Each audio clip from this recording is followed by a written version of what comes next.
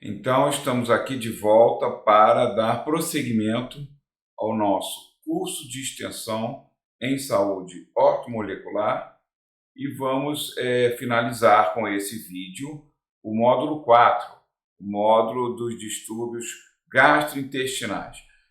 Nesse último vídeo, nós vamos abordar as complicações extraintestinais, ou seja, sistêmicas, decorrentes do aumento da permeabilidade intestinal, que foi foco do nosso estudo até o momento, né? Nós já estamos indo para o quarto vídeo. Então, quais são os aspectos mais diretamente e comprovadamente implicados com os distúrbios intestinais? Então, nós temos doenças inflamatórias, que, aliás, isso aí já tem uns 2, 3 décadas que se comprovou, né? Você veja que os reumatologistas e até médicos assim da área, ortopedistas, enfim, dessa área articular e óssea, você veja que eles prescrevem muitas enzimas digestivas, né? Isso é interessante, que quando eu comecei a estudar isso, eu percebia eu percebia essa prescrição. E hoje eu entendo por quê, né? Melhorando a digestibilidade, melhorando o aspecto intestinal, melhora também o problema das doenças inflamatórias. As doenças autoimunes também estão muito ligadas a esses problemas intestinais, porque, como nós vimos, né, o aumento da permeabilidade intestinal, ele vai permitir o vazamento de resíduos não digeridos, né, ou mal digeridos das proteínas. Por exemplo, as proteínas, quando elas não são bem digeridas, elas não se apresentam como dipeptídeos. Os dipeptídeos que são passíveis de absorção no intestino, ou os aminoácidos, que seriam os monômeros, né? Mas essa questão da digestão é muito importante, principalmente quando nós temos problemas de digestão e problemas com aumento da permeabilidade intestinal. E aí acontece exatamente esses problemas aqui, porque esses peptídeos maiores, né, resíduos proteicos, eles acabam tendo acesso à circulação devido ao aumento da permeabilidade intestinal. E o que vai acontecer? Eles não são reconhecidos, nosso sistema imunológico começa a fabricar anticorpos contra eles, e daí o que acontece? Processos inflamatórios crônicos, né? Então, hoje nós sabemos o quanto é importante melhorar o intestino para a gente poder melhorar também a artrite reumatoide, doenças autoimunes. Na questão, por exemplo, de obesidade e a síndrome metabólica, nós sabemos que a síndrome metabólica, gente, é uma síndrome inflamatória, localizada em nível abdominal, e esse tecido adiposo volumoso inflamado.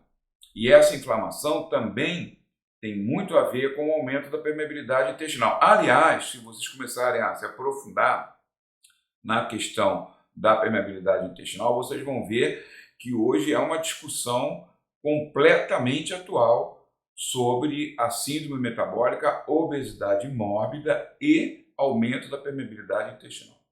Então, nós precisamos focar muito esse intestino, melhorar essa permeabilidade com uma alimentação correta, com bastante fibra, dentro daquelas proporções que já falamos, né?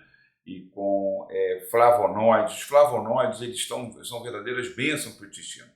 Nós temos vários estudos mostrando recuperação de flora intestinal sem nem dar probiótico, né?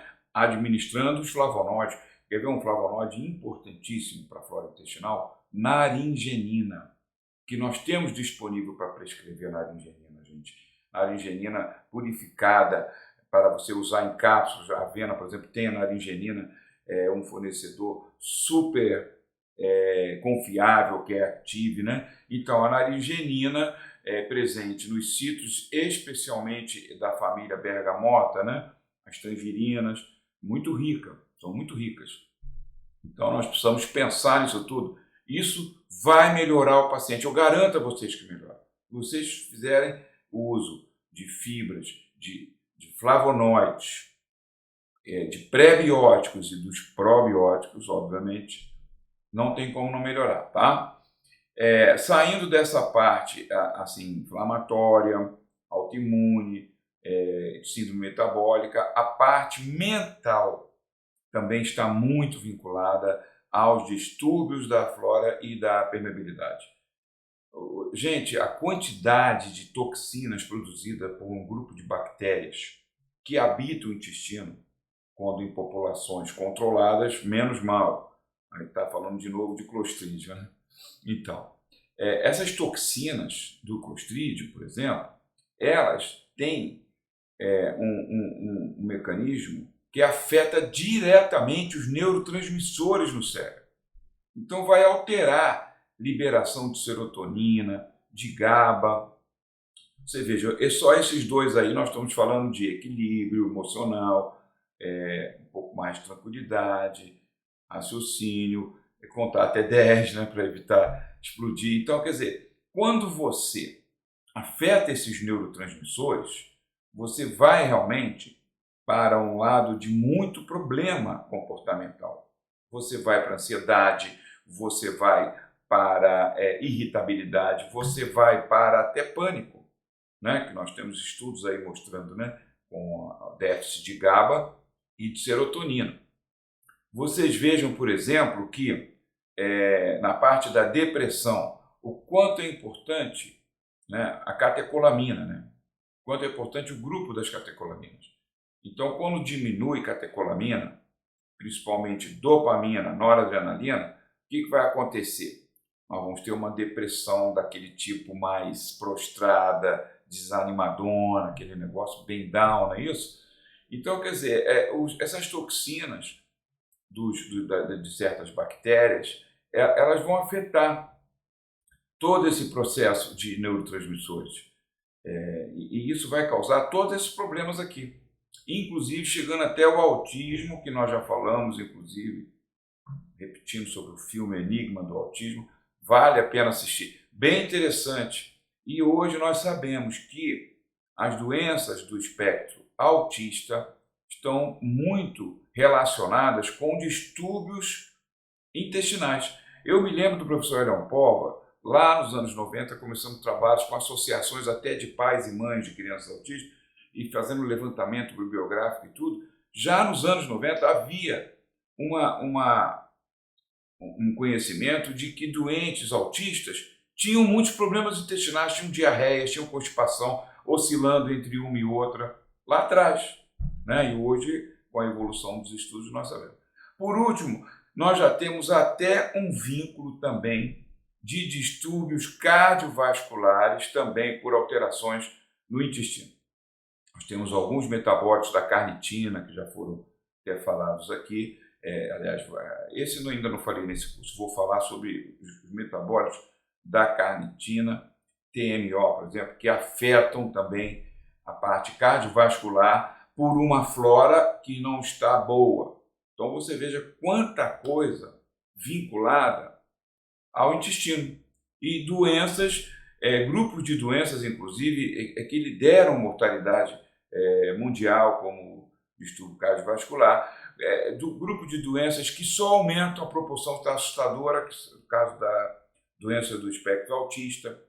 Essa questão do humor, meu Deus do céu, você olha para o lado, tem um amigo, tem um colega, quanta gente com problemas, né? Então precisamos realmente focar bastante nisso.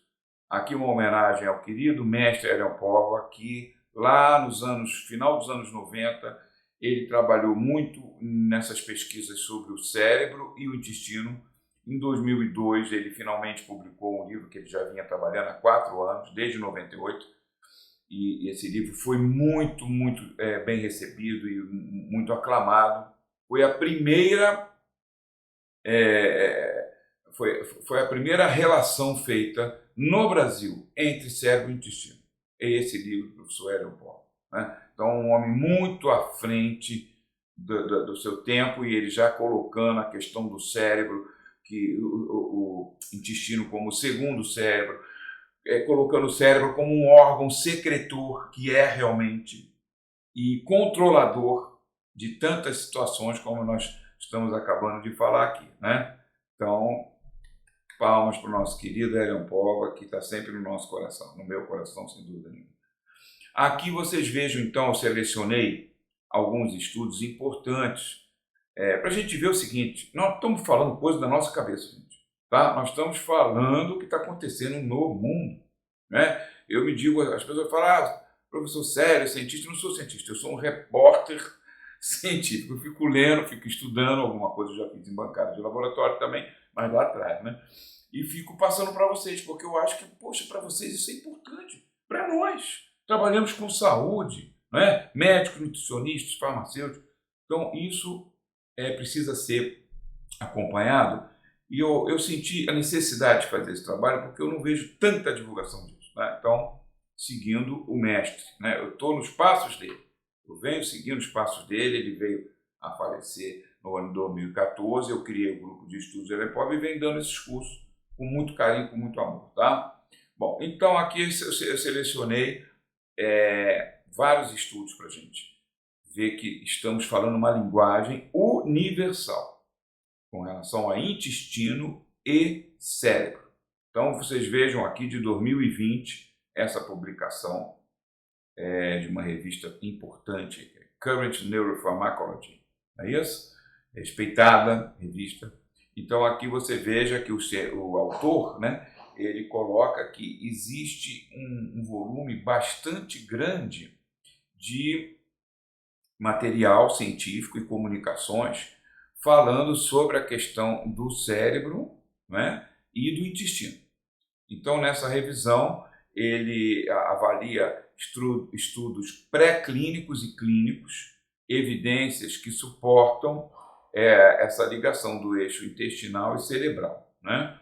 Então, realmente, nós vamos encontrar, vocês acessando esse estudo aqui, que isso aqui é apenas o abstract, vocês vão ver bastante material interessante que comprova o que nós estamos falando dessa ligação do intestino com o cérebro através de, principalmente, uma permeabilidade intestinal aumentada.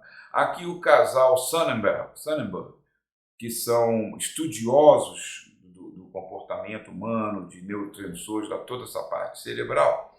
E aí o que a gente vê? A gente vê realmente a preocupação deles em colocar toda essa situação dos neurônios entéricos que inervam os intestinos e transmitem sinais desse intestino ao cérebro.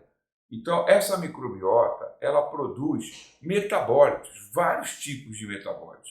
E esses metabólitos, alguns deles, são absorvidos na circulação. Não é isso? Então, isso aí vai afetar bastante.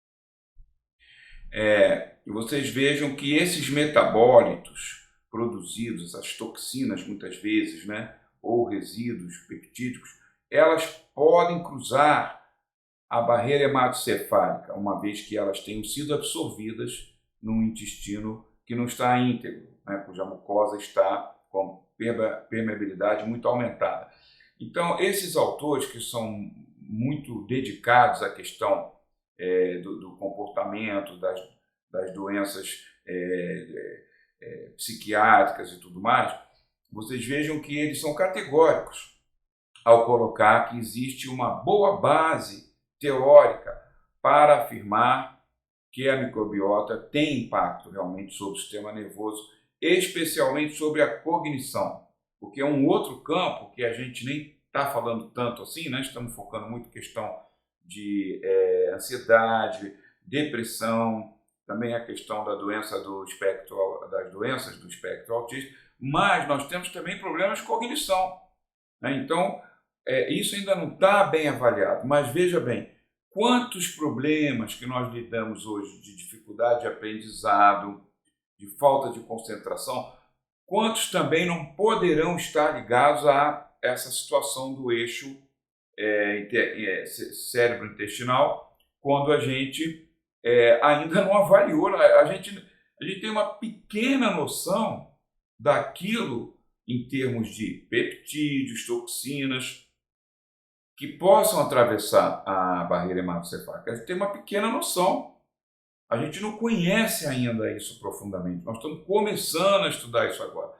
Então, realmente, a gente pode se preparar porque eu acredito que as pesquisas vão mostrar mais problemas ligados a substâncias derivadas de digestão ou derivadas de outras bactérias, porque a gente está falando muito em Clostridium. Existe um grupo das sulfuradas também complicadinho, com a desulfovibrio e outras. A gente não sabe ainda, então é preciso realmente ter bastante atenção com isso aí.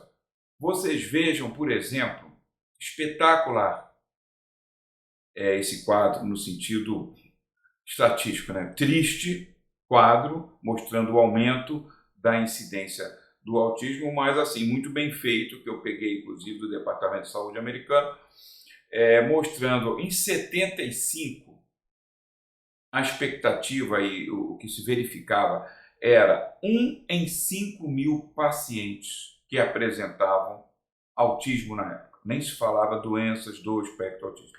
Em 75 já se começava a falar em autismo. Se você fizer, né, um pulo de 75 para 95, né, 1975 para 1995, você já vem para 1 em 500. De 1 em 5.000 para 1 em 500, ou seja, 10 vezes mais. E quando você vem acompanhando os anos 2000, nós já chegamos em 2009 com 1 para 100, 110, já abaixou em 2012 de 1 para 100 para 1,88.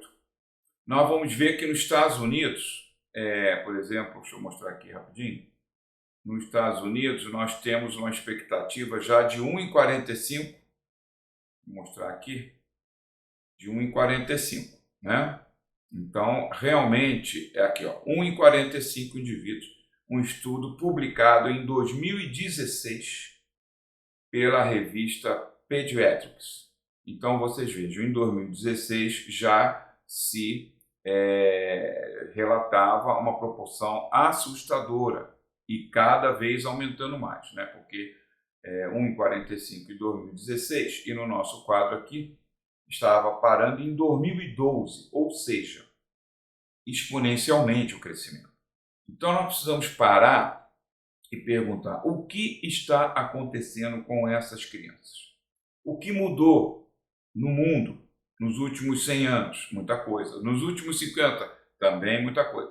Então, a alimentação, a questão da flora, a questão da ecotoxicidade, né, que são os produtos que nós temos contatos na poluição do ar, na própria água, essa industrialização dos alimentos ultraprocessados. Gente, será que isso aí não tem a ver com essa explosão que nós estamos vendo? É óbvio que tem.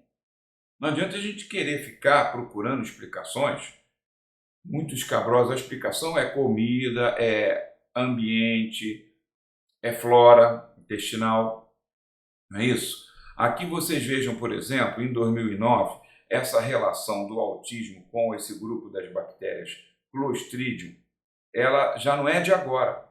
Vocês vejam que em 2009, estamos falando 15 anos atrás, artigos já colocavam que realmente a hipótese dos esporos de Clostridium como elemento-chave, está aqui no texto, estou sublinhando para vocês, elemento-chave no desenvolvimento do autismo.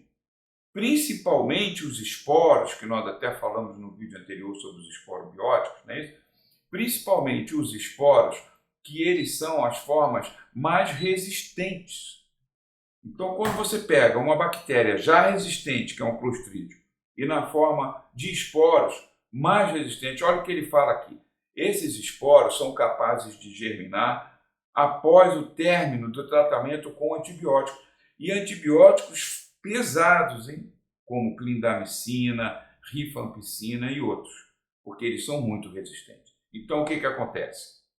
A gente faz o tratamento com os antibióticos, são necessários, não estou aqui dizendo nada contra, mas a gente vai matar com muito mais facilidade as bactérias boas. Essas vão morrer facilmente. E algumas, como o Clostridium, esporos, desulfovibrio, elas vão persistir. Por isso que após o tratamento, nós precisamos rapidamente entrar com um protocolo de probióticos completo. Probióticos, pré-bióticos, pós-bióticos, também com as fibras. Precisamos fazer isso, né? Porque a gente vai minimizar os efeitos posteriores desse desequilíbrio momentâneo que o antibiótico causa. Na criancinha abaixo de 3 anos, já falei e repito, é a parte mais complicada, porque as modificações na flora, até 3, 4 anos, não existe uma matemática certa, entre 3 a 4 anos, essas modificações na flora, até essa faixa etária, elas serão definitivas. Esse é o grande problema. Então nós precisamos ter muita atenção com os tratamentos que vamos precisar fazer em crianças, né? Crianças têm muito problema também de por que tem muito problema de ouvido, muito problema de garganta, imunidade.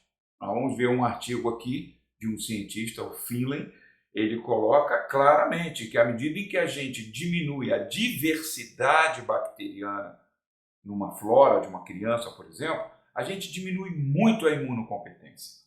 Então, nós estamos o quê? Num mundo cada vez mais fechado, em salas de vidro, em escolas que já não tem nem mais um quintal, uma terra para se mexer. Nós estamos o quê? Reduzindo a diversidade, os tipos de bactérias nas crianças. E isso está ligado, inclusive, falamos já anteriormente, a asma, né? Mostrei até um estudo.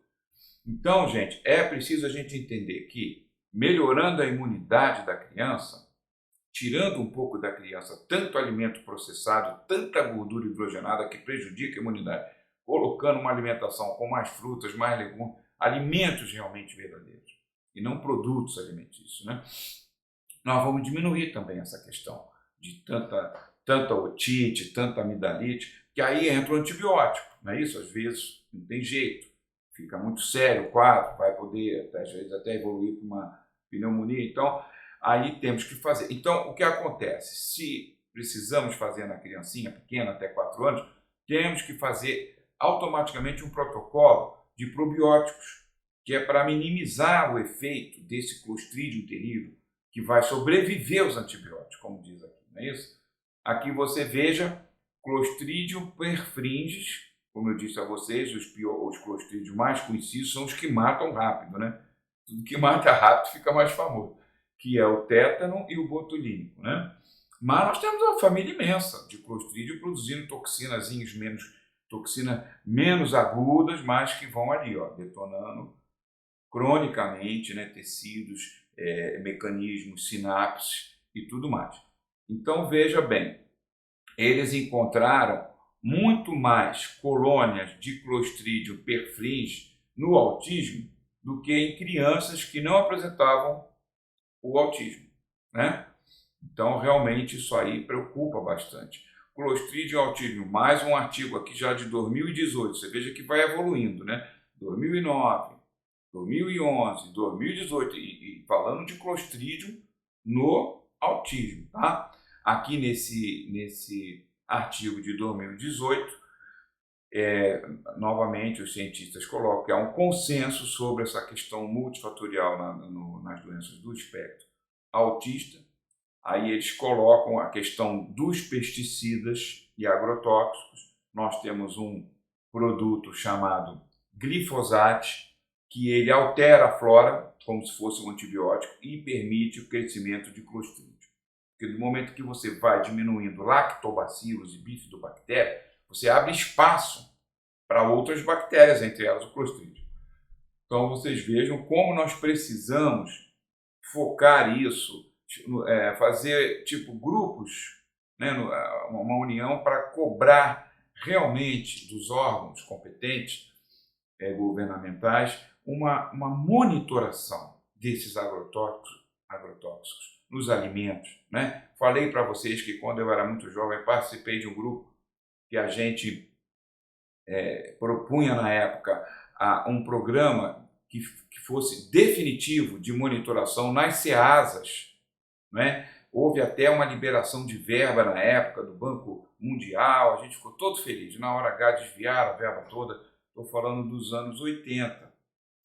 E foi triste para a gente isso, né? E até hoje não se resolveu, que nós tínhamos que ter laboratórios dentro das SEASAs, independentes, e pode ser ligado à própria Anvisa, ou se quiser criar uma outra agência regulatória específica aí de meio ambiente e agrotóxicos, né? Para monitorar isso, né? E realmente a gente não está vendo assim, movimento nesse sentido. Aqui, por exemplo, vocês vejam esse artigo de 2013, reforçando mais a questão da doença do espectro autista com a permeabilidade intestinal. Aqui, então, o autor ele foi pragmático e foi bem claro. Já fez a ligação direta. Permeabilidade intestinal, estresse oxidativo, vazamento intestinal e doença do espectro autista. Então, ele sugere aqui, né, recomendações muito importantes. Correção da permeabilidade, já falamos tanto nisso. Redução do crescimento do que ele chama bactérias anormais, que vai ser decorrência de uma correção da permeabilidade e de uma desbiose. À medida que a gente recupere essa flora com lactobacilos, bifidobactéria, outros probióticos importantes, alguns do grupo do streptococcus, enterococcus, enfim, Saccharomyces, que a gente faça uma recuperação com bastante flavonoides, com fibras e tudo mais, a gente vai automaticamente estar atuando aqui, diminuindo o crescimento dessas bactérias anormais, que eles chamam, né? E também, gente, nós precisamos dar atenção aos antioxidantes sulfurados, porque eles vão ter um papel muito importante para evitar o quê? Ataques de radicais livres à mucosa intestinal, que vão provocar danos também. É isso? Então, além de bactérias anormais ou bactérias agressivas como Clostridium, nós temos que entender que produtos químicos também poderão gerar radicais livres no intestino, e radicais livres também poderá fazer agressões à mucosa, levando também ao aumento da permeabilidade. Não vamos nos esquecer que o professor Hélio sempre nos deixava isso muito claro, e todos os cientistas da área dos radicais livres eles são unânimes em dizer que o material fecal é o mais rico em radicais livres do corpo. É impressionante a quantidade quando se mede nas fezes radical livre, tá? Então, realmente, você veja que nesse metabolismo de digestão, com todas essas bactérias e tudo mais, a produção de radical livre é muito grande. Você veja que esse estudo é um estudo que eu falei onde já aparece uma relação de 1 em 45 crianças que desenvolve autismo, da revista de Pediátrica de 2016. É assustador realmente, e a gente vem acompanhando que isso está crescendo, tá? A relação da microbiota intestinal, novamente, artigo aqui de 2019. Então, vocês vejam, gente, não estamos viajando na maionese, como se diz aí popularmente. Estamos falando de algo que está sendo discutido intensamente no mundo todo, por isso que ele tem que estar atualizadíssimo aqui com vocês, né? Procuro sempre estar atualizando vocês. Nesse estudo, por exemplo, eles falam da relação das crianças com as mamães. Aquela coisa eu mostrei um artigo já colocando que intrauterino nós já temos uma conexão de flora da mãe com a criança através de translocação bacteriana no sangue. Poxa, se a gente fala isso, a gente fica assim, meu Deus do céu, a bactéria não pode estar no sangue, não pode estar, né? E normalmente quando ela se coloniza no sangue, né, a septicemia é fatal, quase sempre fatal. Mas a gente não está falando de septicemia, eles estão falando agora em translocação. São vazamentos de bactérias do intestino que circulam, obviamente o nosso sistema imune, ele contém, a gente não chega a apresentar um quadro de sepsis nem nada, mas acontece. E nessa translocação, eles falaram naquele artigo que eu mostrei no último vídeo, que tem esse link com a flora da mãe para a criança. E aqui eles estão falando novamente nisso, gente. Então a gente começa a perceber que a flora da mãe vai ser determinante para o autismo na criança, né? Essas relações ficam cada vez mais claras. Diferenças significantes estão sendo observadas na composição microbiana do microbioma de crianças com autismo e com algumas bactérias que começam também a ser identificadas como biomarcadoras. Então, a gente está na ponta de um iceberg quando a gente fala em Clostridium, né? Olha quanta coisa está para baixo desse iceberg. Alcaligenácea, Acinetobacter, e aqui você veja proteobactérias, alfabactérias, Moraxellácea, quantas novas espécies e famílias de bactérias estão sendo identificadas também. Então, as mães das crianças com doença do espectro autista, elas estão já com uma flora comprometida. E isso está vindo a comprometer a criança. Então, eu acho que brevemente nós vamos começar a ver muita coisa sobre autismo focando a mãe, antes dela ter a criança, na gestação, né? Que tipo de alimentação vai ser feita, como é que nós vamos melhorar a flora dessa mamãe, com bastante flavonoide, obviamente. Eu acho que é o futuro, gente, a gente melhorar a flora da mãe, já que nós estamos vendo que não é mais só um ativo, vários ativos, mostrando que a coisa vem da mamãe para o bebê, né? Isso é muito importante que a gente está falando aqui. Eu acho que dentro de alguns anos a gente vai estar aqui fazendo um outro curso com vocês e a gente já vai ter mais comprovação e de repente até protocolos para que a mamãe, obviamente que nós já temos uma preocupação com ácido fólico, tubo, malformação do tubo neural, uma suplementação vitamínica da mamãe se preocupa bastante, e a gente agora se preocupar com o autismo. Então vamos fazer o quê? Vamos fazer um belo de um protocolo de intestino para essa mamãe. Vamos fazer isso, não precisamos esperar mais artigo nenhum, gente. Vamos fazer isso. Vai fazer mal por acaso?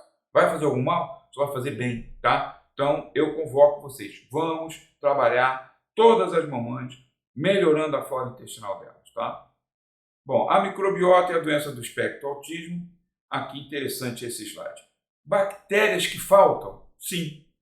Se faltar ou se diminuir, lactobacilos, bifidobactéria, Akkermansia, botei aqui uma interrogaçãozinha, mas a gente já está vendo que também pode até tirar essa interrogaçãozinha. Então, esses três, se eles faltam ou se eles reduzem, o que vai sobrar embaixo, ó, que a gente não quer que sobre? Clostridium, desulfovibrio, que são as mais vinculadas ao autismo, mas agora a gente vê, nesse artigo que eu acabei de passar para vocês, nós vemos o quê? Várias outras famílias de bactérias entrando aqui nesse grupinho, hein? Preocupante. Então aqui vocês agora vamos falar um pouquinho agora também das questões mais químicas, né? Então falamos bastante de bactéria. O que pode prejudicar o intestino também?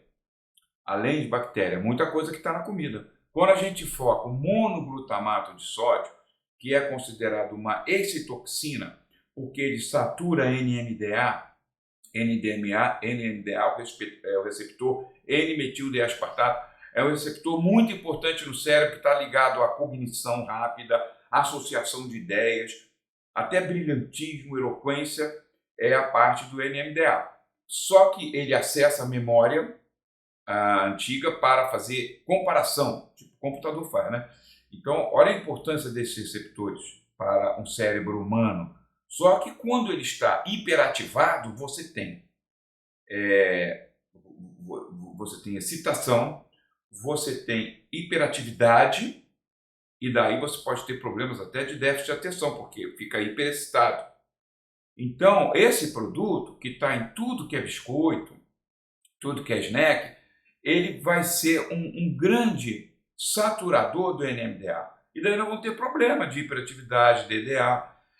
Nós temos que lembrar que o glutamato em si é natural. Ele faz parte de alimentos e tudo. Mas o monoglutamato não. O que acontece? O glutamato, ele é um neurotransmissor que trabalha nesses receptores NMDA, receptores da associação de ideias, da criatividade, da eloquência, enfim. muito importante para o ser humano, né?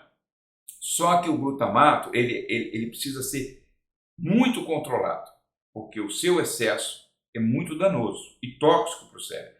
Por isso que o organismo desenvolveu esse mecanismo maravilhoso, que ele controla o glutamato através da interconversão com glutamina. Por quê? Porque a glutamina é neutra.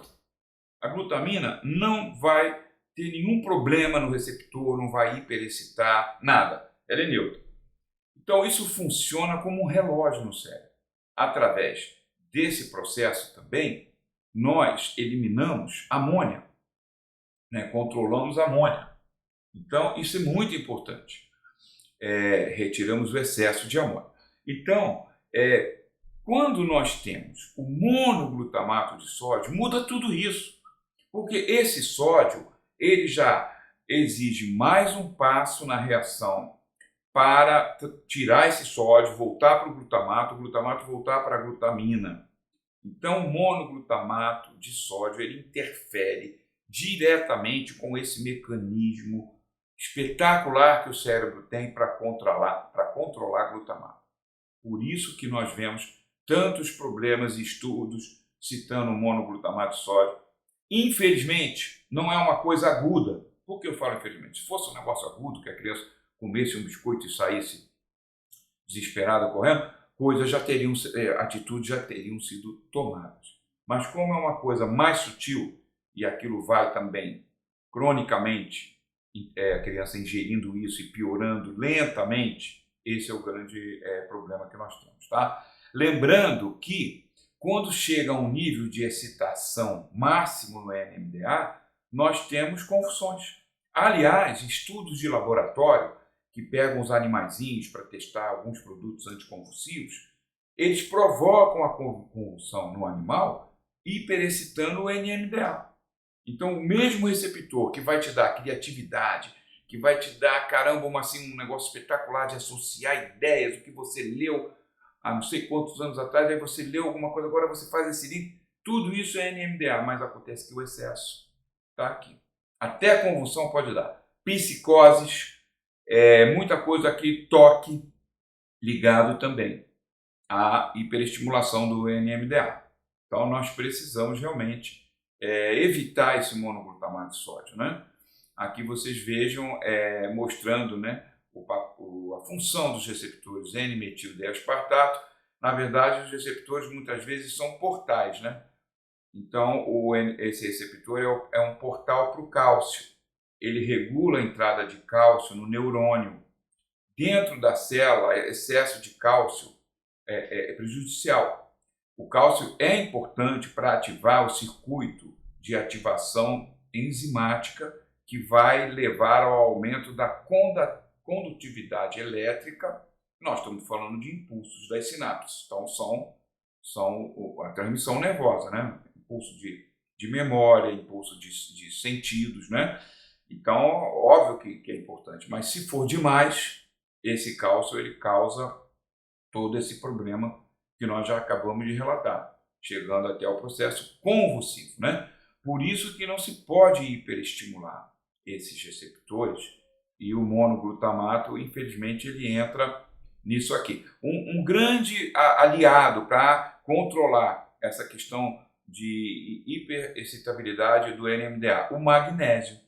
Por quê? Porque o magnésio é o antagonista natural do cálcio, né? Isso aí de uma forma química natural. Então, aonde você entra com magnésio, você acalma, você equilibra, você faz aqui no NMDA um controle, além de que magnésio, poxa, no cérebro, né? Serotonina depende de magnésio, GABA depende de magnésio. Então, magnésio sempre ele vai ser importante para nós, né? A gente vai falar muito de magnésio quando eu falar do último módulo do atleta, então tem muita coisa ligada à energia, o ciclo do ATP, também a parte muscular, que o magnésio é um relaxante muscular, né? Porque ele está também sempre antagonizando o cálcio. No cálcio, no músculo, o cálcio também é o eletrólito que vai excitar a contração muscular através da acetilcolina, né? Então, isso aí tudo é bastante importante para ter em mente, né? Vamos falar um pouquinho sobre outros fatores ligados ao autismo, tá? metais pesados. Isso aí, gente, eu me lembro, estudos lá de 1980, um estudo até que eu participei com o professor Hélio, sobre chumbo nas crianças, né? Contaminação de chumbo e muita vinculação do chumbo com dificuldade de aprendizado. Só que a gente vinha estudando isso, o professor chegou a publicar alguma coisa sobre isso. Sempre quero lembrar que o professor Hélio Pova é o médico que tem o maior número de exames do mineralograma capilar sobre metais tóxicos arquivado. Né? Mesmo após seu falecimento, ainda ninguém conseguiu superar esse volume de estudos que ele fez individuais com pessoas, analisando, né, o conteúdo mineral, principalmente o conteúdo tóxico. O cabelo realmente é muito, muito bom para isso, né? Porque devido ao acúmulo, né, que ele vai retendo esse material e ele vai concentrando, né? Bom, então, lá atrás, quando se falava em chumbo com problemas de dificuldade do aprendizado, logo também cientistas analisaram a questão com o autismo. E realmente vários estudos que vêm sendo publicados desde 1990, aqui nós estamos em 2016, então você veja que a coisa continuou, né, mostrando que o chumbo realmente se mostra aumentado em pacientes autistas. E aí eu pergunto a vocês, essas crianças, elas têm mais contato com o chumbo do que outras? Eu diria, não necessariamente. Por quê? Intestino. Permeabilidade aumentada, entra mais metal tóxico pelo intestino e vai ter ao sangue, né? Então, a questão, o chumbo está aí para todo mundo, infelizmente. O alumínio, mais ainda, né, no ambiente. Então, não necessariamente essa criança ela teve, por exemplo, dentro de uma casa mais contaminada com chumbo. Ela, com certeza, tem esses problemas da permeabilidade intestinal aumentada. Quando essa permeabilidade aumenta, coisas que não deveriam entrar para o sangue entram, ok? Aqui você veja nesse outro artigo, 2018, mercúrio, chumbo, cádmio, todos relacionados também nas criancinhas com autismo. Então, o intestino aí por trás disso. A questão do glúten também. O glúten só piora o quadro, ele não é causador, segundo está se imaginando atualmente, mas ele piora. Por quê? Porque como esse intestino de autista sempre é complicadinho, não só na parte de permeabilidade, como na parte digestiva. Quando você digere mal proteínas, e isso acontece no autista, o glúten, que é uma proteína já bem complicada para nós, né? Ele vai apresentar mais resíduos. Eu sempre digo a vocês, se a pessoa tem uma excelente digestão, todas aquelas enzimas que eu vou mostrar daqui a pouquinho funcionando perfeitamente, você não vai ter alergia ao glúten, nem intolerância ao glúten, porque você vai digerir ele inteiro. O que fica no final de uma proteína? Aminoácido. E aí você não tem intolerância a aminoácido, não é isso? Pode, até tem. Que tem tudo em biologia, tudo tem, né? Mas esses são casos muito raros de intolerância a aminoácidos, né? São questões genéticas graves, algumas, né?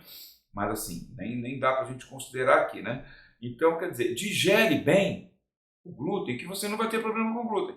Mas a questão é que o glúten é uma proteína realmente que tem certas características, ela tem uma característica de adesividade, ela pode aderir à parede intestinal, isso dificulta a sua digestão. Então tem alguns aspectos, né, que complicam mais com relação ao glúten. Então ele vai realmente piorar. Vários estudos dietéticos, porque já temos várias nutricionistas, né, talvez vocês que assistem algum, especializada em dieta para autista. Então realmente retirando o glúten melhora sim, tá? A questão, por exemplo, esse quadro aqui geral, suporte aos pacientes com a doença do espectro autista. Primeira coisa, melhorar a permeabilidade intestinal. Então nós fazemos isso com glucosamina, podemos usar eventualmente o N-acetilglucosamina ou a glucosamina também pura. Nem sempre a gente encontra o N-acetil, né? Então a glucosamina vai ter também essa ação sobre as proteínas do muco para melhorar a proteção intestinal, glutamina, fibras, sempre chamando a atenção, psyllium maravilhoso, que é o que fermenta menos, Prebióticos, né? Importante, sinulina, GOS, e não esquecendo também das fibras insolúveis, tá? Que no caso seria celulose. Então precisamos também acrescentar aqui. Os probióticos, já falamos, né, tanto nisso, mas sempre relembrando aqui, os mais importantes, o Lactobacillus reuteri e o Lactobacillus delbrueck, para o autista são os mais importantes. Depois a sequência é o Bifidobactério longo, variedade Lactis, o Bifidobactério infantis, o Bifidobactério bifidum, os lactobacilos plantarum, rhamnosus e gacéria. Então esse grupo é o grupo de elite dos nossos probióticos para autismo. Antioxidantes sulfurados, precisamos muito de N-acetilcisteína. Precisamos muito de L-carnosina. A L-carnosina melhora a questão da doença do espectro autista. Melhora sim. Nós temos estudos aí, o L-carnosina, que é um dipeptídeo muito importante, formado pela L-histidina e beta-alanina. O L-glutatione melhora muito, né? O principal antioxidante, segundo Elion Pova, no citoplasma, né? E também no núcleo celular. Então, o L-glutatione nós podemos fazer em pastilhas sublinguais. Ele tem gostinho, sim, um pouquinho de enxofre, assim, um pouquinho de ovozinho passado. Põe limão, é a essência melhor que tem para você botar naquela jujubinha ou no comprimidozinho sublingual. Peça recipiente com limão natural. Nós temos o limoneno, a Avena tem o recipiente de limão natural. E esconde bastante o gostinho do sulfurado, no caso o L-glutatione, né?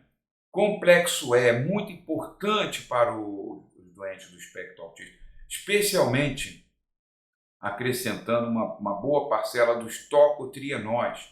Hoje nós sabemos que temos uma fonte maravilhosa, né? Não conhecíamos até uns 20 anos atrás, quer dizer, não conhecíamos que era uma fonte de tocotrienóis, mas conhecemos o urucum, o índio já conhece isso, antes do português chegar aqui. Então, urucum, maravilhosa fonte de complexo E.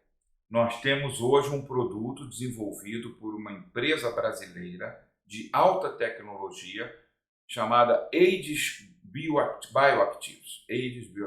Chama-se o produto Chronic, com CHR, Chronic. É um extrato de urucum que ele é tratado de uma forma a ter uma absorção maravilhosa. Então você deve usar sim o urucum, pode usar o Chronic, né? Que vai ser maravilhoso para ajudar esses pacientes, né? E os bioflavonoides, aí é que é uma família extensa, né? Eu sempre reforçando naringenina, quemferol, fisetina, essa trinca aí é top, né? Também temos aí a luteolina da salsinha, né? Então temos aí, eu vou dar depois uma aula só sobre flavonoides, né? Mas já falei bastante nas aulas anteriores. A gente vai continuar falando sempre em flavonoide, ok? E a compensação nutricional também, que é importante, com vitaminas, principalmente essas vitaminas mais delicadas, que eu digo de absorção mais complicada no intestino, que estamos falando de um paciente com o intestino afetado. Esse intestino com permeabilidade, com inflamação, com tudo isso. Então a B12 é uma vitamina muito importante. Por quê? Porque ela é complicadinha de absorção. Então vamos suplementar a B12 pela via sublingual também, porque não vai depender nem de se o intestino está bom ou não está, ok? Metilfolato, vitamina D, né, os minerais, já falei, zinco, selênio, manganês, o DHA, que é o ácido ômega 3, chamado docosahexaenoico, bastante ômega 3 para essa criança com autismo, bastante. Tem muitos estudos mostrando que ajuda bastante também. Aqui vocês vejam, então, falando um pouquinho agora da parte inflamatória no corpo, né? Então a gente sai um pouquinho da cabeça, do autismo, do cérebro, mas então vamos ver que como nós temos já estudos lá de 10 anos atrás, e até antes, tá? Eu até não sei se eu botei aqui, mas assim, sobre artrite a gente vai ter estudos já de 2000 falando da questão do intestino. Então o que eles chamam leaky gut, intestino que vaza, né? vaza porque a permeabilidade está aumentada. Então aí nós vamos ter todo esse processo de admissão de resíduos mal digeridos de proteínas. Isso é péssimo, toxinas de vários tipos que vão ser absorvidas e aí vão gerar resposta inflamatória, muitas vezes localizando-se em tecidos moles, né? Como articulações e tudo mais, né? Aqui você veja sobre o leaky gut, e voltando um pouquinho à parte cerebral, falando sobre a parte da depressão e suicídio. Então você veja esse estudo aqui, que foi publicado por cientistas suecos em 2019, pouco tempo atrás, mostrando que inflamação está associado com depressão severa, inclusive suicídio, e focando a parte do intestino, né, com o aumento da permeabilidade intestinal, que pode contribuir. Então você veja aqui de novo a translocação bacteriana. Então vocês vejam que isso cada vez mais é um termo que aparece para a gente nos estudos, né? Então é bactéria passando do intestino para a circulação, circulando ali um período até ser eliminada, ser contida, né? A gente nem ficou sabendo, a gente não teve septicemia, outra história. Mas essa translocação ela está causando uma série de situações, né? Inclusive, ela pode estar levando, sim, toxinas bacterianas para o cérebro, através da barreira hematocefálica. Então, eles perceberam aqui que isso tem relacionamento direto, né, o suicídio e a depressão, com o leaky gut, né? Eles pegaram 54 pacientes e, no resultado, eles foram medir parâmetros no intestino. Olha que interessante, eles encontraram. Vocês vejam que foi 54 pacientes, tá? Com tentativa de suicídio. 13 com depressão major, né? Que é a depressão gravíssima, né? E 17 controles. Então, o que eles verificaram medindo certos marcadores?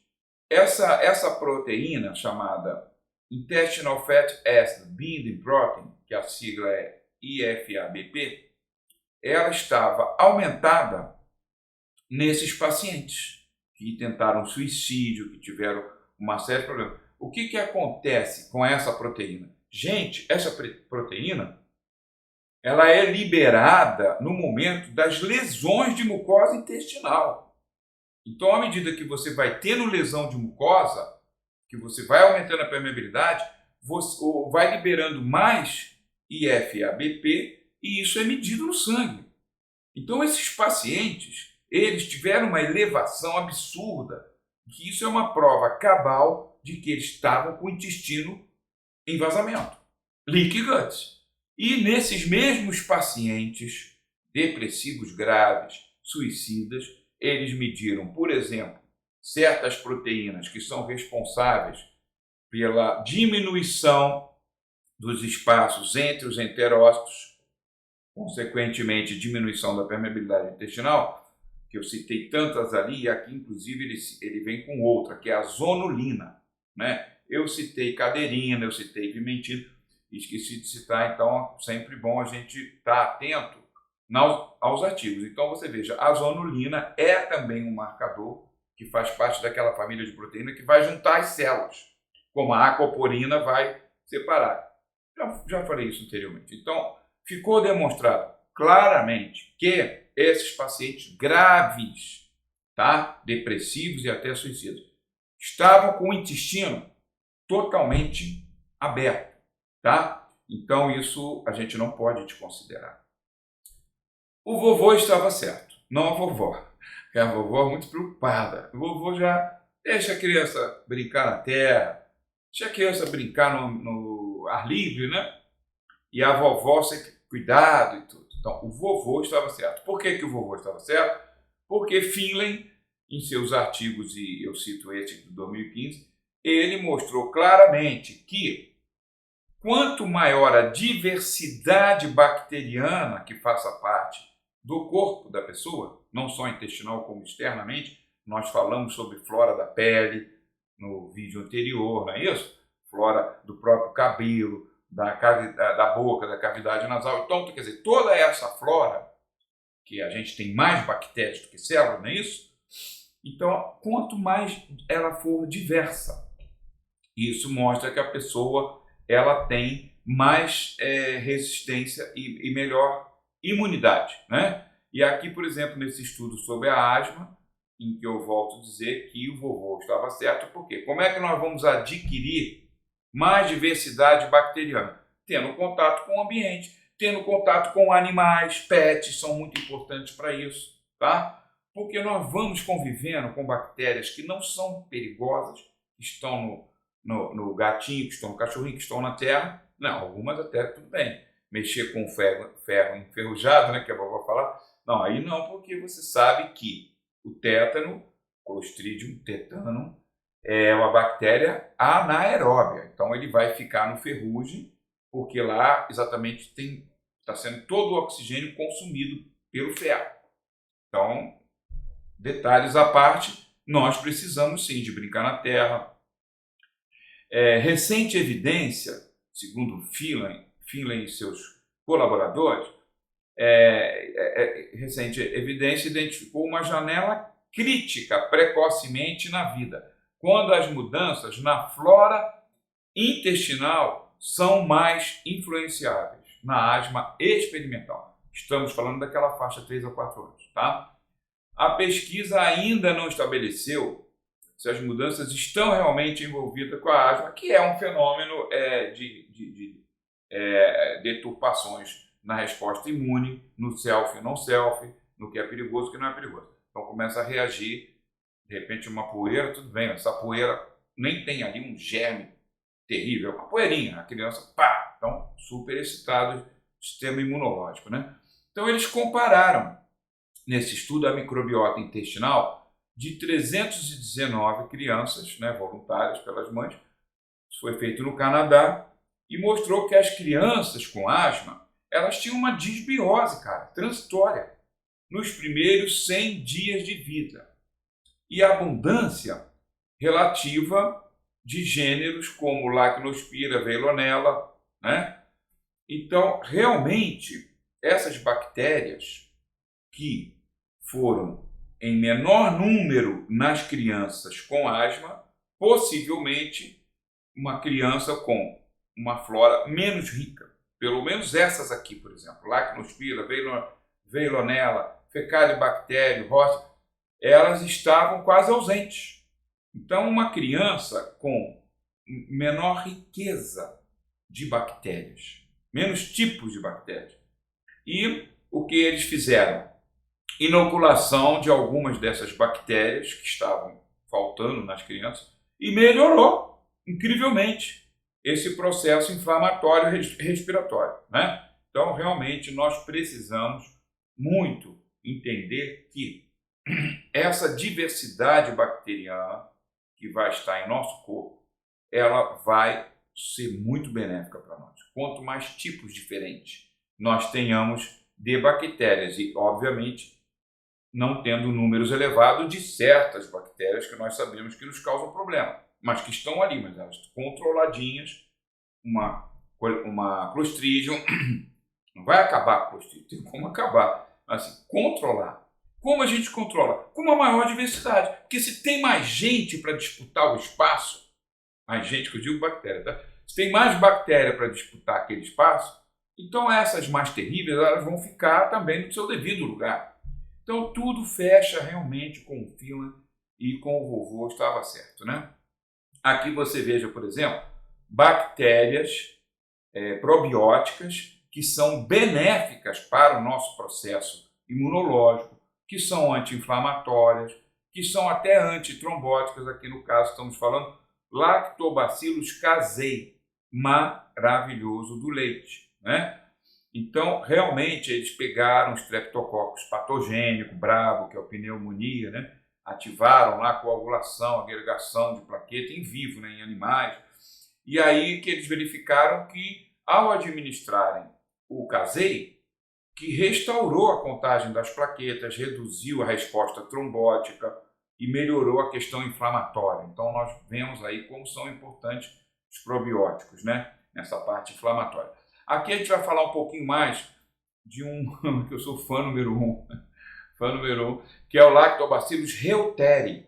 Não sei se vocês sabiam, o Lactobacillus reuteri foi o primeiro que foi identificado em humano, assim, antes de ser identificado em leite de animais, tudo, que foi primeiramente identificado no leite humano, foi o Lactobacillus reuteri.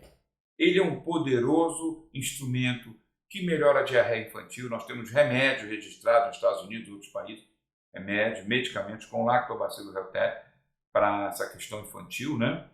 E ele é muito poderoso, gente, porque eu sempre brinco, né, dizendo, ele é o leão, né? Aí nós temos lactobacilos que são leopardo, outros que são guepardos, e temos até o gatinho, né? Mas nós temos o leão. O leão é reuteri, ele produz 3 bacteriocinas: reuterina, reutericina, reutericiclina. Essas 3 poderosas que vão matar bactérias concorrentes. E o mais legal, isso que eu acho incrível, essa realmente eu acho incrível. Essas bacteriocinas não atuam contra outros lactobacilos. Incrível isso, né? Então, a flora é respeitada. Quando você usa um antibiótico, não.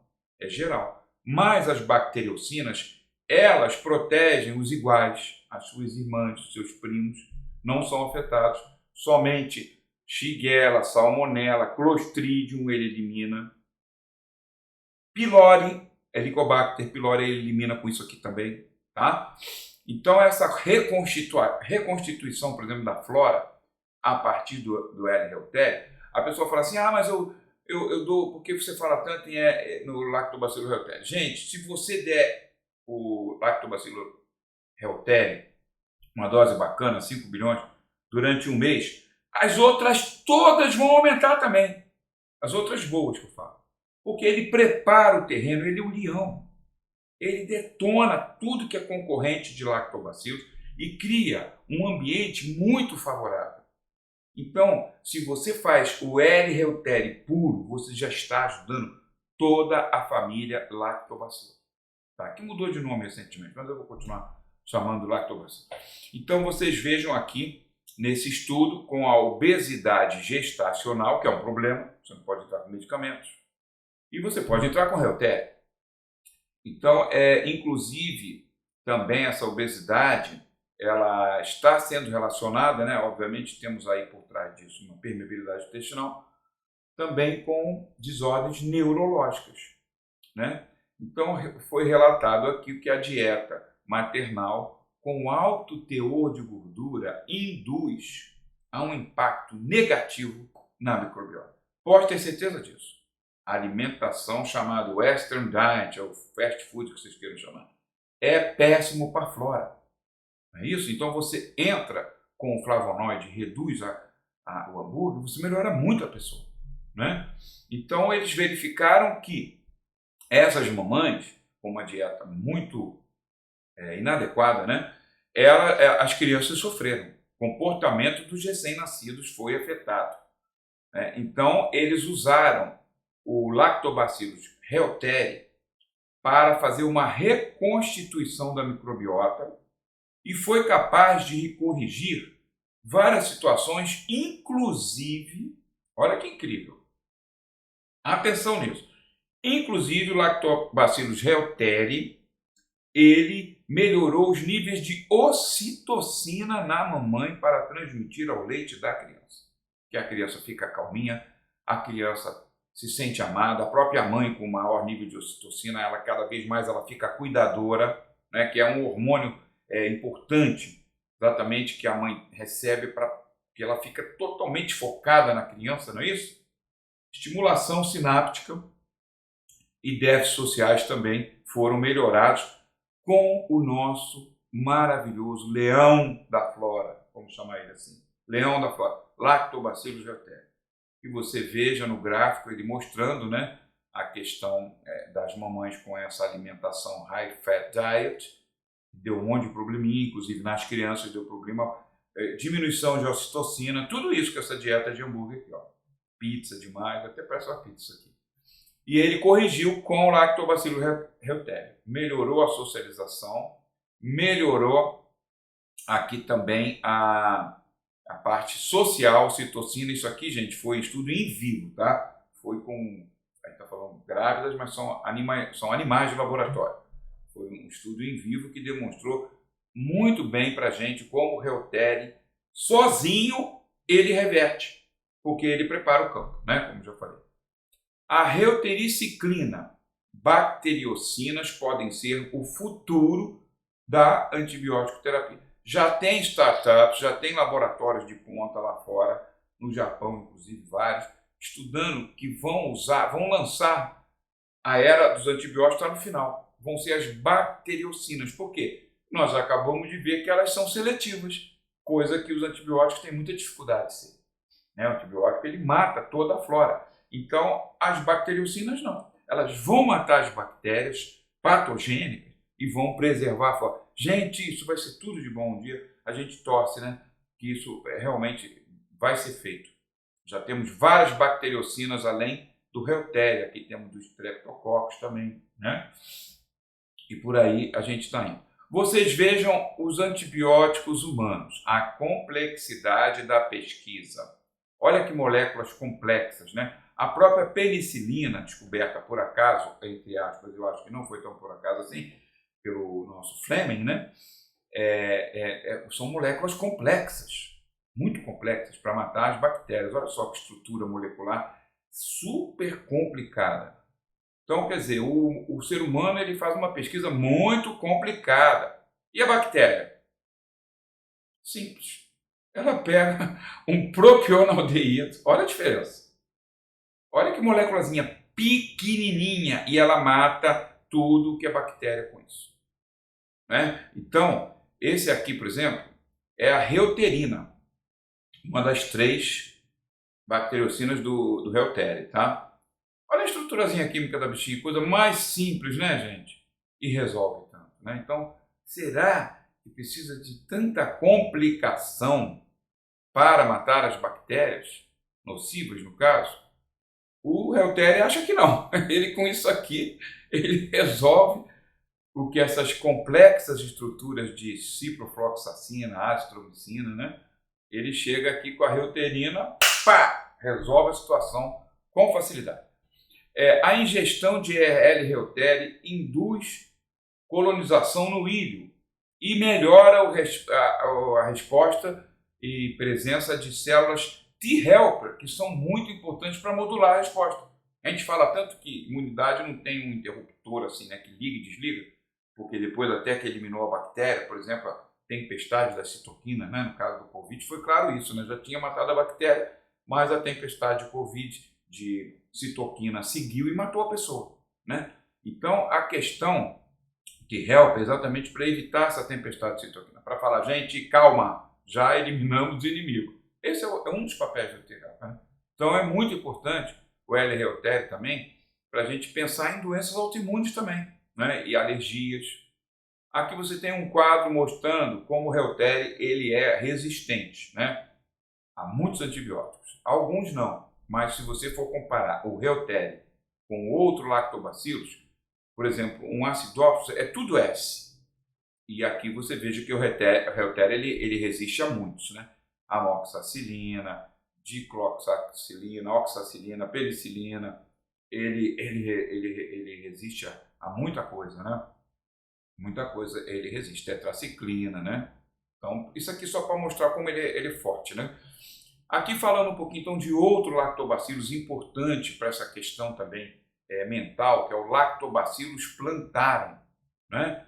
Que ele melhora a perda de memória por disfunção mitocondrial que está presente em várias doenças neurológicas, como doença de Parkinson, como doença como e outras neurológicas como esclerose lateral, né? Então o Lactobacillus plantarum, ele foi estudado, 50 animais, e verificou-se que doses de 1 bilhão elas foram realmente capazes de aliviar danos à memória e aprendizado induzidos em animais com alterações na dieta, tipo D-galactose, que é tóxica, né? Lactobacilo plantarum. Esse aqui foi de 2014, agora 2019. Daquela revista que eu falei, excelente, Benefic Microbes, né? Então você veja, lactobacilos plantaram em pacientes estressados. Melhora a ansiedade e memória. Esse aqui já foi feito realmente com voluntários humanos, né? Nós chegamos aqui com 56 voluntários com lactobacilos plantaram, 1 bilhão por dia, uma dose nem tão alta, tá? E outros 55 placebo. Então um grupo tomou, outro grupo não tomou o lactobacilo e o probiótico melhorou bastante a função cognitiva, a memória, inteligência emocional. Então o que a gente já está analisando? Inteligência emocional. Então se ele melhorou isso, ele melhorou serotonina no cérebro, ele melhorou GABA. Então quer dizer, está atuando lá em cima, gente. E o aprendizado via também GABA, que é importante, acetilcolina e NMDA. Quantas coisas interessantes um lactobacillus pode fazer. Probióticos na ansiedade e pânico, modelo animal, 2019, na revista especializadíssima Neuropharmacology. Então, eles provocaram estresse nos animais, né? E administraram um produto americano chamado Lacidofil, lactobacillus raminosos, 95%, e lactobacilos helvéticos, 5% nessa formulação do Lacidofil, ou Lacidofil, né? Então, isso preveniu a transição precoce da fase jovem para adulto e nos animais, né? E com isso reduziu bastante a memória de pânico. Adicionalmente, o probiótico melhorou também efeitos traumáticos de uma separação materna nos animais. Então, vocês vejam como um probiótico, né, no caso aqui estamos falando de duas espécies, né, raminosos e helvéticos, como eles podem melhorar, inclusive recuperando alterações no eixo hipotalâmico, né, pituitário, né? Então, olha quanta coisa aqui que está ligada ao estresse, né, esse eixo hipotalâmico. Então, nós temos aqui formulações interessantes para vocês, que eu chamo ProbSmart, probiótico para memória e neuroproteção, lactobacillus plantarum, lactobacillus johnsoni, que é importante também nesse campo da memória, lactobacillus raminosos, lactobacillus helvéticos e não poderia faltar o nosso lactobacillus reuteri. 1 bilhão de cada é o mínimo que se pode sugerir a vocês, podem utilizar nas situações mais sérias, doses de 5 bilhões sem nenhum tipo de problema, tá? E nas cápsulas entéricas, como falei sempre para vocês, que vai entregar direto no intestino. Então é bem melhor, é um delivery da boca para o intestino. Tomar em jejum, preferencialmente, se for tomar a segunda dose ao deitar. Bifidobacterium longo mais lactobacilos helvéticos na imunidade de idosos. Olha quanta coisa boa temos para falar dos probióticos. Estudo publicado agora há pouco tempo atrás, em 2019, na revista Nutrition, né? Especializada para os nutricionistas. O envelhecimento, né, que traz várias mudanças fisiológicas. Então, o objetivo foi a administração do bifidobacterium longo, do lactobacillus helvéticos, e os resultados que houve uma melhoria na resposta imunológica. Então, melhorou as células Treg, que são as células que controlam, né, a expressão das citoquinas, diminuindo e controlando para evitar uma tempestade, por exemplo, também de citoquina, né? E também melhorando a presença das natural killer cells, que são, entre outras coisas, muito importantes para eliminar células carcinogênicas. Então, como foi interessante esse estudo aqui, que foi com humanos também, olha que coisa bacana, 98 voluntários acima de 75 anos.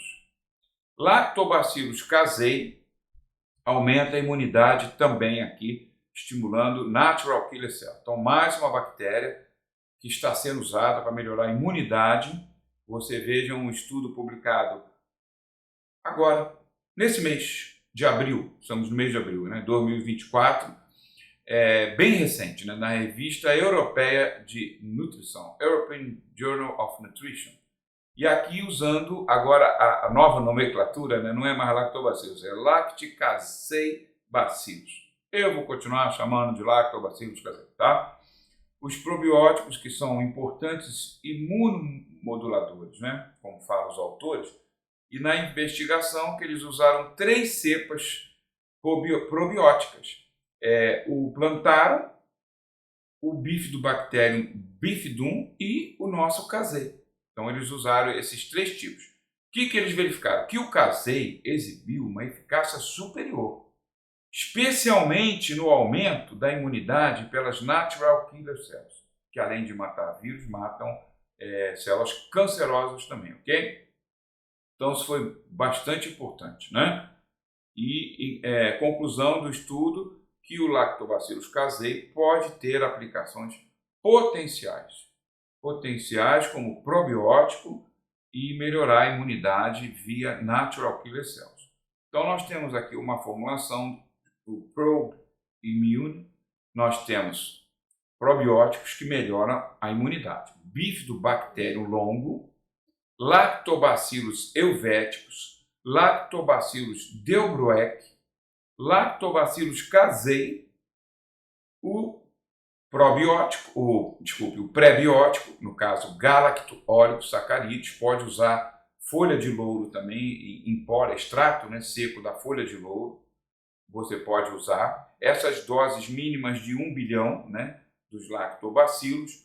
O prebiótico 100 mg é o mínimo que pode se dar, né?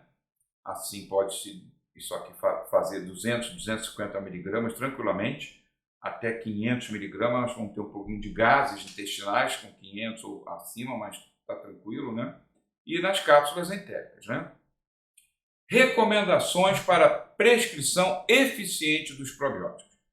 As formas encapsuladas ou sachês em pó são as mais estáveis, usando os liofilizados. Hoje, minha gente, estão disponíveis todas as cepas de probióticos na forma de liofilizado, que é uma desidratação crioscópica em baixa temperatura, né? Então, uma vez que é administrado esse poliofilizado do probiótico, ele renasce ao encontrar umidade, né, já no estômago e no intestino. A gente faz a cápsula entérica no intestino, né? Então ali ele vai ser revitalizado.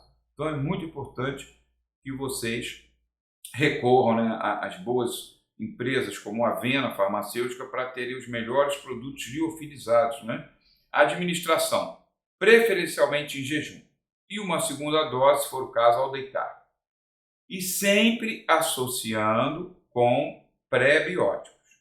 E aí a gente dá preferência ao galacto-oligosacarídeos, cuja sigla é GOS, também a inulina e também o nosso já muito conhecido fruto-oligosacarídeo, cuja sigla é FOS. Então, isso é a primeira recomendação.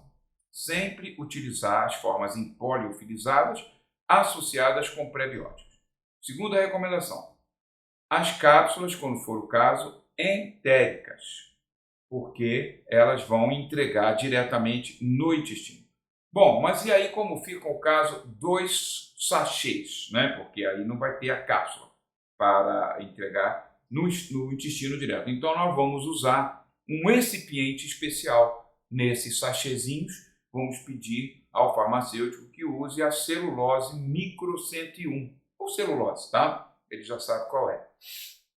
Que é esse recipiente que ele é homogeneizado e misturado com os probióticos, né? Os pozinhos liofilizados, ele também vai dar uma condição de atravessar melhor o estômago e chegar lá no intestino.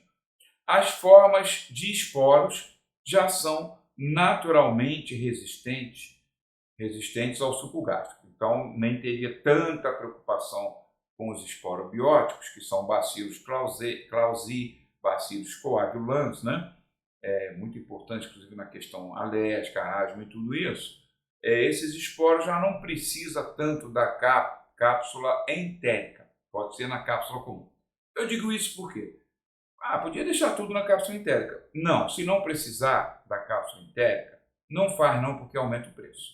cápsula entérica é muito cara. Então a farmácia acaba tendo que cobrar, ok? Então os esporos não precisam.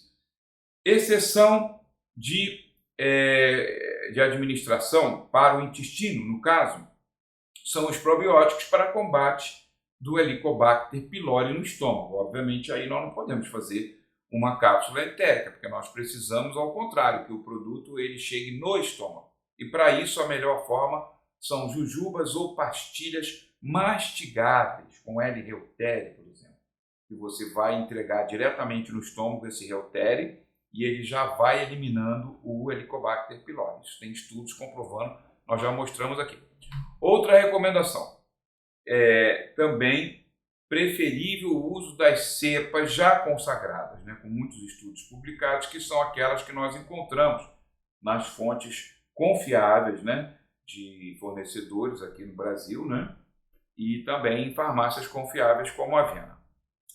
Há uma tendência hoje interessante, e a Avena saiu na frente nesse aspecto, há uma tendência na mixagem de cepas, né? Então a gente coloca duas cepas do Plantarum juntas, né?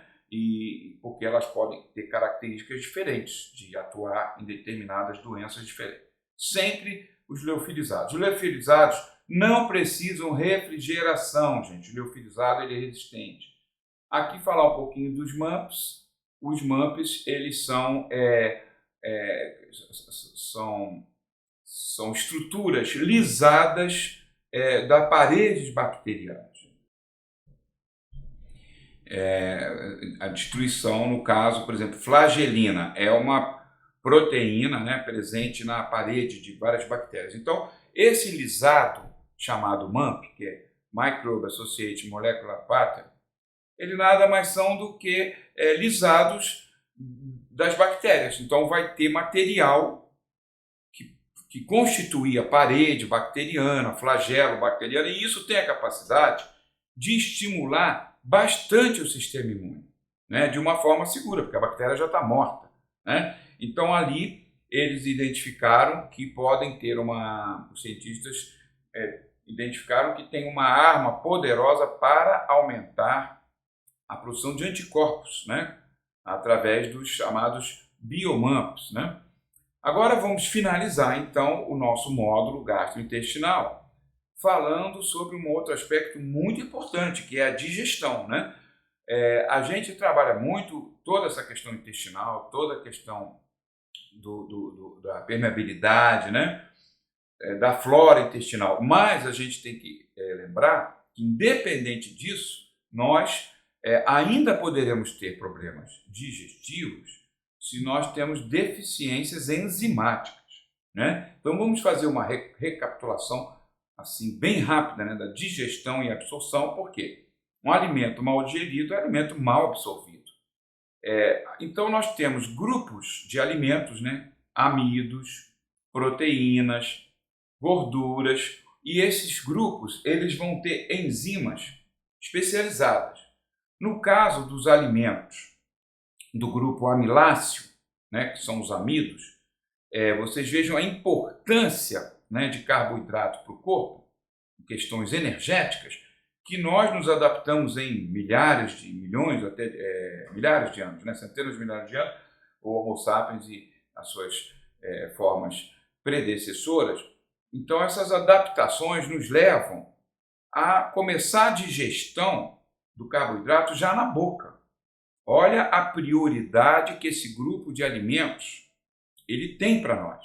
Então, é o único grupo de alimentos que ele já, inicialmente, bem no início do trato digestivo, ele já tem uma enzima, que é a amilase salivar, ou ptialina, que já vai começar a trabalhar esse amido, de modo a que ele possa já chegar pré-digerido no estômago, tá? Onde não vai acontecer realmente digestão, né, de carboidrato, mas já vai passar assim para o nível intestinal, né, onde nós já vamos ter outros tipos de amilases, vamos ter no nível já do intestino delgado também as amilases especializadas em disacarídeos, né, que vão trabalhar por exemplo, a lactose, no caso, com a lactase, a maltose com a maltase, e também temos a sucrase, né, que vai trabalhar a sucrose. Então, nós temos um conjunto de enzimas muito especializado para trabalhar todos esses amidos, né? Inclusive, além dessas amilases que a gente acabou de falar, que são secretadas no intestino, especialmente as disacaridases, nós também temos amilases produzidas no pâncreas, inclusive a sucrase, né? Então, nós temos uma dipeptidase, uma disacaridase, desculpa, nós temos uma disacaridase sintetizada no pâncreas e duas disacaridases sintetizadas no intestino. Então, tudo isso vai formar um conjunto para facilitar a digestão do amido. Aí nós vamos ter, com relação às proteínas, então não começa na boca, começa no estômago. É um pouco diferenciado por causa do pepsinogênio, que é uma pré-enzima, né? A verdadeira enzima é a pepsina, e essa pepsina é formada a partir de um zimogênio chamado pepsinogênio, que é convertido na sua forma ativa à medida em que o pH ele reduza um pouquinho abaixo de 1,8. Então, por isso que a acidez é importante no estômago. Porque a própria acidez, ela já provoca a hidrólise ácida das ligações peptídicas. Então, isso é uma reação química que você faz em laboratório também. Ácido forte, como o clorídrico, na cadeia proteica vai tender a quebrar a ligação peptídica. Além disso, a pepsina facilita essa reação. Então, nós temos no estômago um conjunto importante que já inicia a digestão das proteínas, tá? Os lipídios também. Essa hidrólise ácida também começa já a facilitar a digestão dos lipídios no estômago. Por isso, a acidez correta é muito importante. Quando nós passamos, então, para o intestino, aí nós vamos ter enzimas que são produzidas no intestino, especializadas para os peptídeos, no caso as endopeptidases, né? As dipeptidases.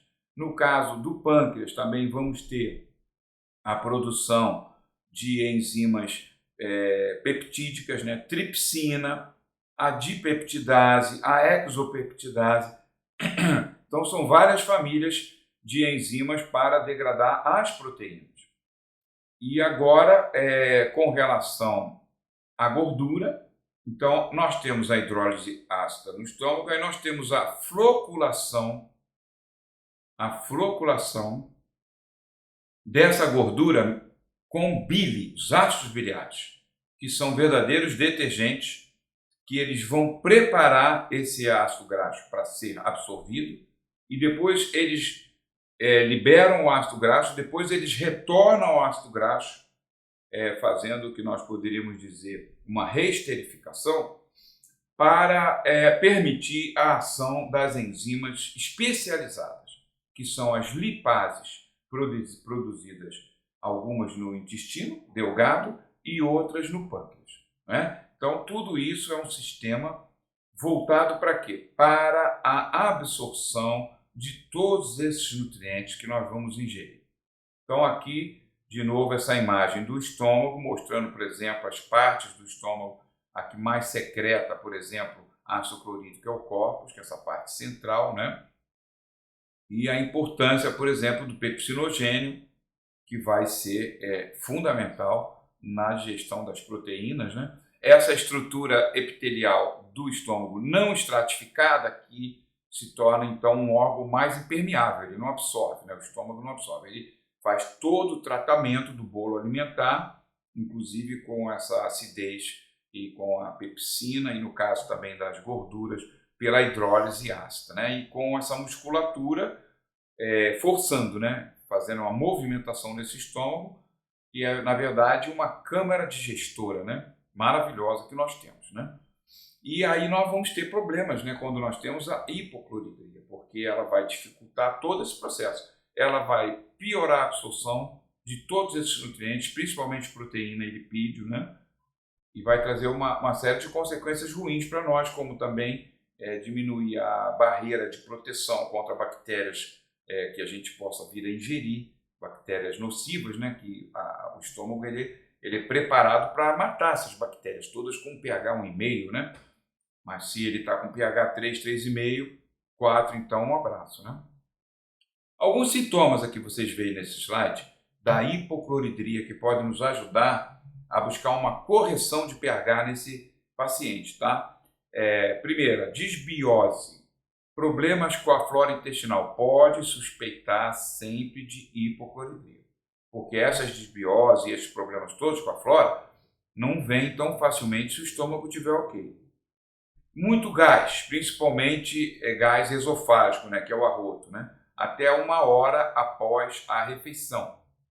Então pode ser também pessoas que usam muito omeprazol por qualquer motivo, né, é complicado. Problemas também, sente aquele estômago um pouquinho inchado, um pouquinho de cólica após a refeição, também pode ser o sintoma. Azia, mau hálito, muito a ver com hipocloridria. Falta de apetite matinal, sonolência após a refeição, unhas quebradiças e fracas, uma anemia ferropriva que se reinstala constantemente, você trata e ela está voltando, e deficiência de minerais de uma maneira geral. Por quê? É esse ácido do estômago que vai permitir a absorção de ferro, de zinco, de cobre, de tantos minerais importantes para nós. Bom, vamos focar então um pouquinho mais detalhadamente a digestão dos carboidratos, começando na boca, como já falamos, continuando no pâncreas, no intestino, com liberação de enzimas pancreáticas e também com enzimas próprias do intestino, né? Na boca, amilase salivar, estômago não tem enzima para amido, o pâncreas vai liberar amilase pancreática e sucrase, e no intestino nós vamos ter várias disacaridases, maltase, isomaltase, mais sucrase, que também é no pâncreas, lactase e destrinase. Então está super bem equipado para digerir açúcar. Açúcar não é problema para a nossa digestão. É o mais rápido que a gente digere, né? Aqui vocês vejam, por exemplo, as enzimas especializadas. Vocês vejam, por exemplo, o caso da lactase, né? Com as pessoas intolerantes à lactose, porque, na verdade, o ser humano ele usa leite durante a vida toda, que não seria tão natural, né? Então, muitas pessoas pode se esgotar os níveis da enzima lactase e ela passa a desenvolver numa faixa etária acima de 30, 40 anos ou mais, pode surgir uma intolerância à lactose, né? Devido a essa exaustão da enzima lactase. Nós temos a enzima lactase para suplementar. Inclusive, os Estados Unidos têm produto com lactase, até no rótulo eles falam, pode tomar seu leite, seu queijo, comer seu queijo e tome depois o produto, né? Marketing americano sempre forte, né? Então, outras enzimas também que foram descobertas, especializadas, né, para disacarídeos, né, que é a isomaltase, a destrinase, que já falamos.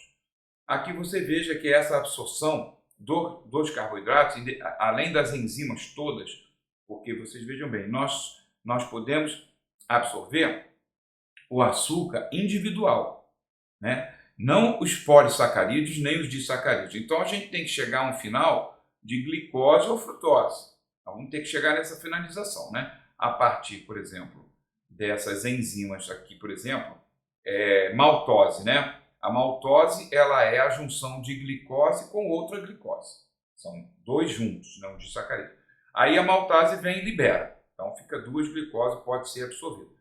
Aí vem, no caso, a sacarose, né, que é o açúcar branco. Aí é a junção da glicose com a frutose. Aí nós temos a enzima sucrase, ela vai liberar. Glicose e frutose vai ser absorvido. E a lactose, que é a junção da glicose com a galactose do leite.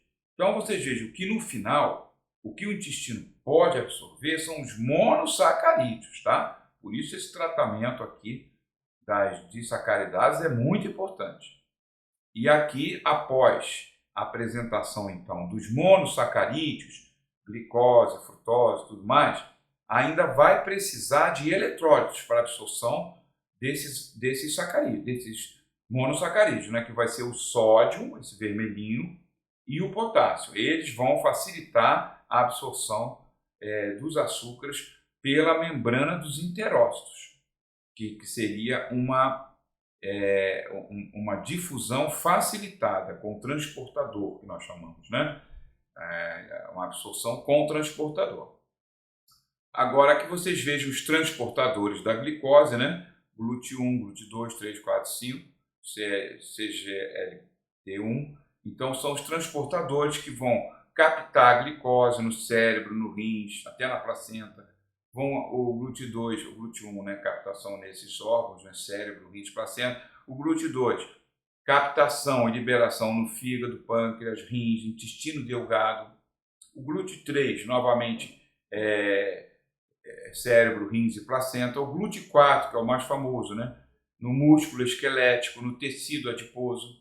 Daí tantas medicações para o diabetes, né? Também ajudam a emagrecer através de estimulação do GLUT4. Né? Vai estimular a insulina também, então é muito importante para o diabético. O GLUT5 no intestino delgado, absorção da glicose e da frutose, a frutose dependente do GLUT5. E uma reabsorção de glicose, que é o que a gente não gostaria muito, através desse transportador SGLT1.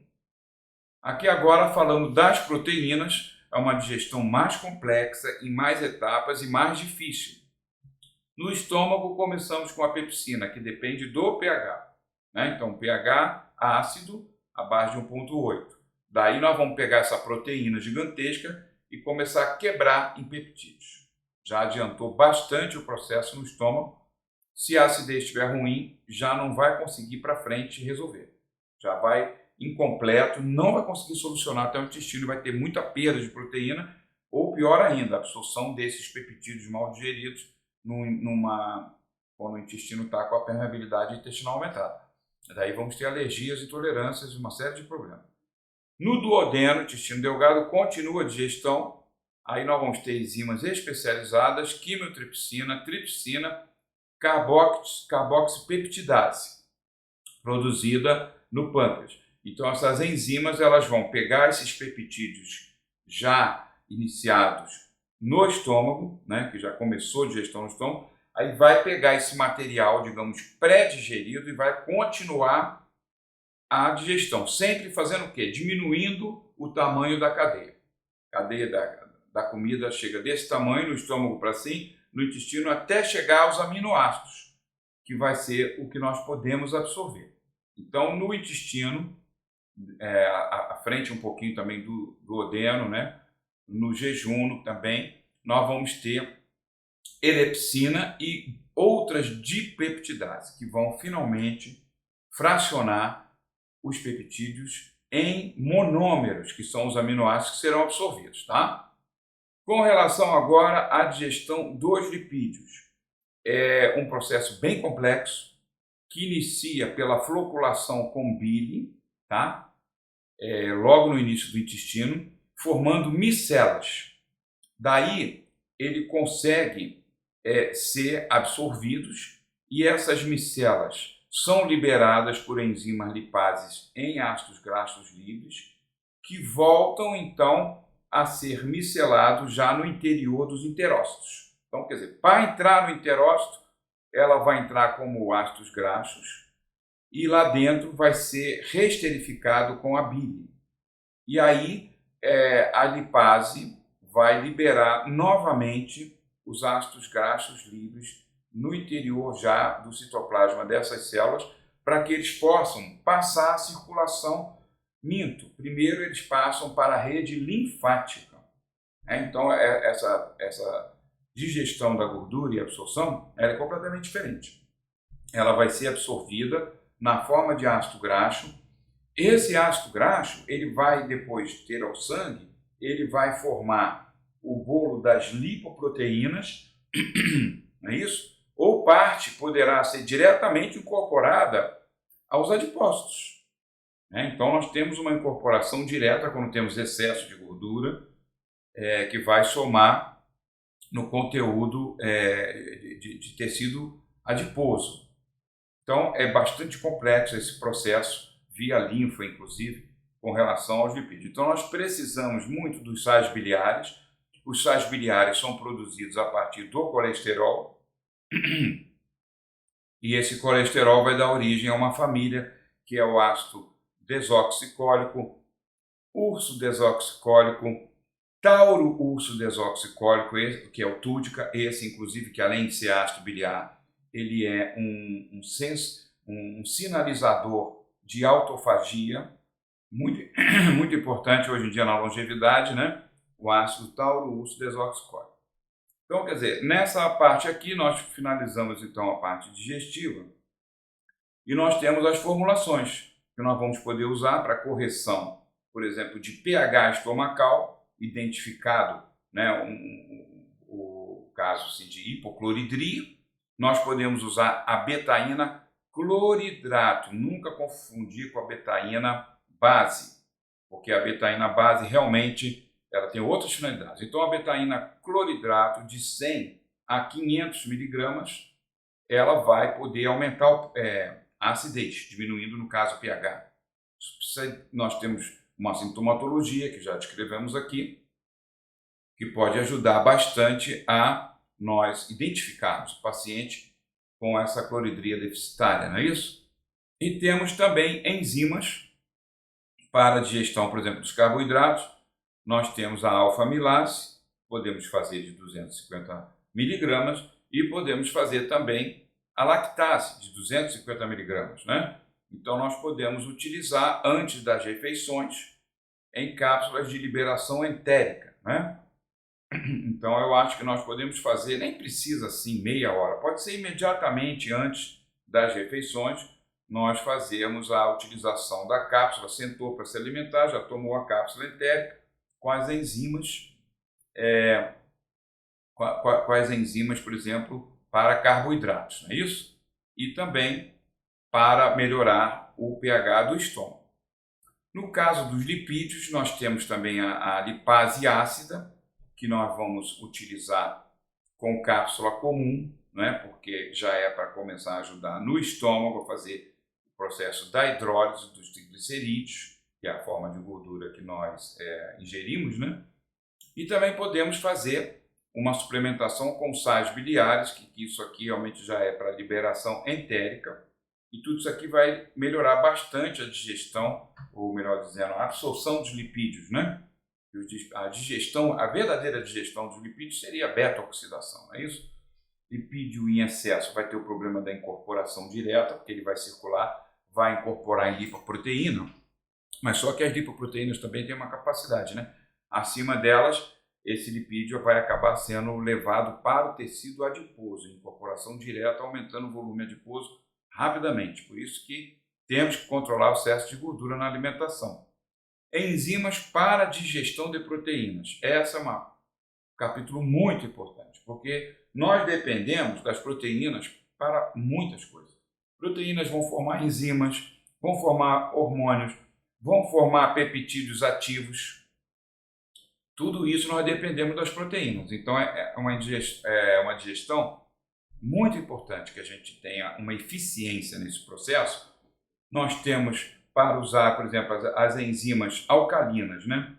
Papaína, pancreatina, dipeptidase. Essas são as enzimas proteases alcalinas. Então nós fazemos na cápsula entérica, que nós vamos estar facilitando a chegada desse material intacto ao intestino. Então vai ser muito importante. Temos um produto chamado Zunzyme, que é muito bom para glúten. Ele é um conjunto de enzimas e muito eficientes, né? Tem inclusive um pouquinho da DPP4 também e outras enzimas que vão ajudar para digerir o glúten, né? Então essas dosagens que nós estamos passando aqui são dosagens usuais, né? E que podem ser também modificadas a critério de vocês, né? Vocês vejam, tanto na lipase 250, você pode colocar um pouco menos, de 150 a 250, pode chegar a 350, não são doses assim, tipo, limitantes, né? Sais biliares pode chegar a 500 miligramas, partindo aqui dos 250, papaína 200 e pancreatina 200 pode chegar a 350 de cada, de peptidase pode chegar a 150, partindo desses 100 aqui, e a Zunzyme com 350. Nós ainda temos uma protease que hoje foi desenvolvida, nem coloquei aqui, mas eu vou colocar no caderno de fórmula para vocês, mas vou falar aqui nesse slide. É a protease ácida de aspergilos, tá? Protease ácida de aspergilo, essa não precisa da cápsula entérica, porque ela já vai ajudar a digestão de proteína no estômago, que começa com a pepsina, ok? Então, a proteína ácida, pode prescrever só proteína ácida, seria mais uma opção para ajudar a digestão das proteínas, com cápsula comum, não precisa entérica, e pode usar na faixa 150 a 250 miligramas dessa proteína ácida, que não vai junto com as outras, tá, gente? Porque as outras são alcalinas, vão em cápsula entérica. Essa vai numa cápsula à parte para você administrar antes das refeições, também imediatamente antes das refeições, e você, numa cápsula separada, também pode usar essa proteína ácida, ok? Então, a gente agradece aqui, finalizando o nosso módulo de doenças e distúrbios gastrointestinais, e estaremos juntos no próximo módulo, né? Estaremos falando no próximo módulo 5, se não me engano, de osteoporose, mas no programa eu confirmo para vocês, e logo, logo estaremos já gravando esse próximo módulo. Continuem conosco no curso de extensão em saúde ortomolecular, um oferecimento de Avena Farmacêutica. Muito obrigado!